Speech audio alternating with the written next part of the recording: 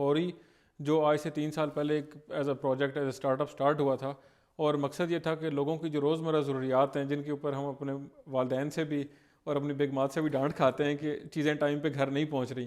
تو ہم نے یہ پروجیکٹ اس وقت اسٹارٹ کیا، اور ہماری خواہش تھی کہ ایک ایسا پروجیکٹ، ایک ایسی ایپ بنائی جائے جو لوگوں کی روزمرہ کی ضروریات کو ان کے گھر تک پہنچائے۔ آج 3 سال بعد اگر میں دیکھوں تو الحمدللہ اس ہمارے آئیڈیا نے مارکیٹ میں پروو کیا ہے کہ ایک ایسی ڈیمانڈ تھی، اور ایک ایسے ٹائم پہ ہم نے یہ لانچ کیا کہ آج جب ہم اپنے آپ کو ایک اسٹیبلش کمپنی کے طور پہ دیکھتے ہیں اور ہم نے اپنے پروسیسز کو بڑا ایک الائن کر لیا ہے، تو اس کی ضرورت کے ساتھ ساتھ اس کی جو نیسیسٹی تھی وہ بھی سامنے نظر آ رہی ہے بڑے کلیئر ویو میں۔ اچھا، تو آپ 3 سال ہو گئے ہیں آپ کو اس بزنس میں، رائٹ؟ جی بالکل۔ لیکن ہر چیز اسٹارٹ کرنے سے پہلے کچھ انسپریشن چاہیے ہوتی ہے، موٹیویشن چاہیے ہوتی ہے۔ So what inspired Adeel to start his own startup? Motivation کیا تھی آپ کی اس کے پیچھے؟ اب یہ جو موٹیویشن کا پارٹ ہے یہ آج سے نہیں ہے، دس started back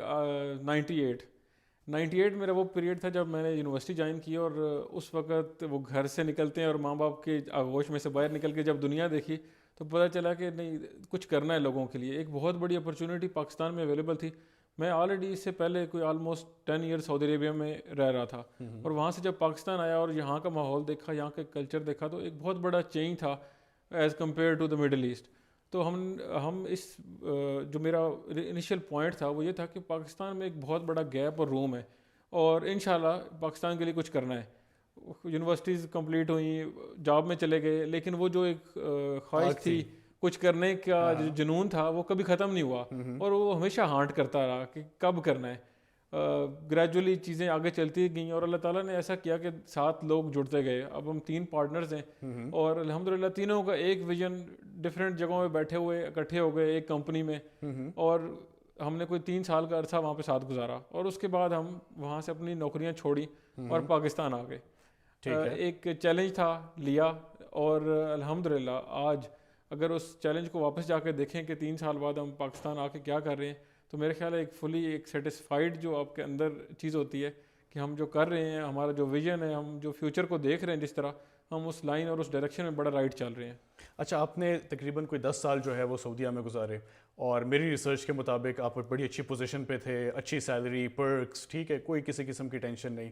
so how difficult was it وہ ڈیسیجن لینا کہ اچھا ٹھیک ہے، اب بس بہت ہو گیا، اب میں نے پاکستان واپس جانا ہے، اور میں نے جو چیز مطلب جتنی کمائی کی ہے یہاں پہ، اب وہ میں نے اپنے اسٹارٹ اپ میں ڈالنی ہے؟ کتنا مشکل ڈیسیجن تھا یہ؟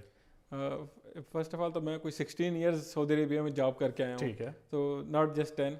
اب اس کے بعد، اور اسپیشلی جب آپ کے بچے بڑے ہو جائیں، میرے جب میں پاکستان موو ہوا تھا تو بڑا بیٹا 10 ایئرس کا تھا، اس سارے فیملی اسٹرکچر کو موو کرنا ایک بہت بڑا چیلنج ہوتا ہے۔ لیکن جب آپ مجھے کہتے ہیں نا کہ it was a difficult decision, نہیں، it was a very easy decision, okay, کیونکہ یہ ڈیسیجن ہم نے کوئی 10 سال پہلے pre plan as a family کیا ہوا تھا کہ ہم نے ایک اسٹیج کے اوپر پاکستان موو کرنا ہی کرنا ہے۔ تو وہ پری پلاننگ لگاتار چل رہی تھی، اور جب یہ رائٹ ٹائم آیا کہ نو از the right time,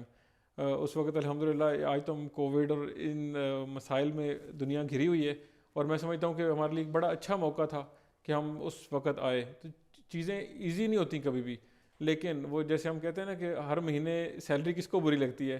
month and پہ اکاؤنٹ میں سیلری آ جاتی ہے اور آپ کی لائف بڑی آسان اور سکون سے گزر رہی ہوتی ہے۔ تو میرا ایک چیلنج تھا اپنے لیے بھی، اور ایز اے فیملی اگر میں بات کروں کہ اگر ایک دفعہ لائف زیرو سے سٹارٹ کر کے اس لیول تک لے آئے ہیں تو we can do it again. ٹھیک ہے، تو پاکستان آئے اور بڑا بیسک سے لائف کو دوبارہ سے سٹارٹ کیا، اور آج اس لائف کو دوبارہ سے بلڈ کرنے کی کوشش کر رہے ہیں۔